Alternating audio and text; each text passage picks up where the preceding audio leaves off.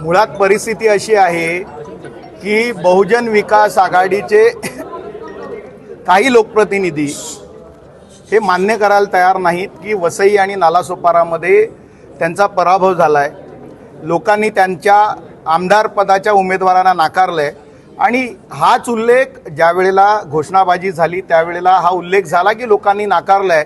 परंतु त्यांना का झोंबलं हे मला कळत नाही. मुळात लोकशाहीमध्ये आम्हालाही वर्षानुवर्ष लोकांनी नाकारलं, आम्ही ते स्वीकारलं आणि आम्ही मोठ्या मनाने पुन्हा एकदा कामाला लागलो. परंतु आजही काही त्यांचे नगरसेवक जे आहेत, काही त्यांचे जे कार्यकर्ते आहेत ते हे सत्यच स्वीकारायला तयार नाहीत आणि त्यामुळे नाकारले हा शब्द कसा वापरला किंवा घरी बसवला हा शब्द कसा वापरला असं करून त्यांनी अत्यंत वाईट पद्धतीने वागायला सुरुवात केली, काही अपशब्द वापरायला सुरुवात केली. त्यामुळे आमचे सुद्धा सदस्य जे होते त्यांनी त्याला प्रत्युत्तर दिलं आणि त्यामुळे त्यानंतर जो काही प्रकार झाला तो आपण सगळ्यांनी बघितला. हा अत्यंत निषेधार्ह त्याची असा आरोप आहे की बवियाच्या विधानसभेमध्ये त्यांना जनतेनं नाकारलेलं आहे आणि त्यामुळं बविया हा कुठेतरी त्यांना मिरच्या लागतात अशा या शब्दामध्ये ते आरोप करतात. म्हणजे थोडक्यात त्यांनी काय सांगितलेलं आहे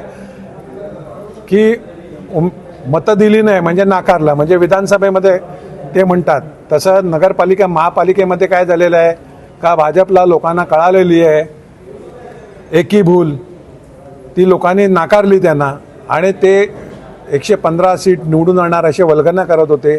महापालिकेमध्ये आमची सत्ता येणार होते असे वल्गना करत होते. तर ते सगळ्याच्या सगळ्या सीट या त्यांच्या वल्गना ह्या धुळीला मिळाल्यात असं आम्ही म्हणायचं का? बरोबर आहे. मग आम्ही त्यांना मिरची जुंबली असं म्हणायचं का? शेवटी बघा, कुठचेही आपला नेता असेल त्याबद्दल घोषणा देणं बरोबर आहे, परंतु समोरच्यानी जर आपल्या नेत्याच्या घोषणा दिल्या तर त्याचा देखील मान ठेवला पाहिजे. नवीन आहेत सदस्य म्हणून यावेळी ठीक आहे, परंतु ते काही गोष्टी आहेत त्यांच्या चुका आहेत, परंतु ते नवीन आहेत, त्या पुढच्या वेळी त्यांच्यात सुधारणा होईल अशी मी अपेक्षा बाळगतो.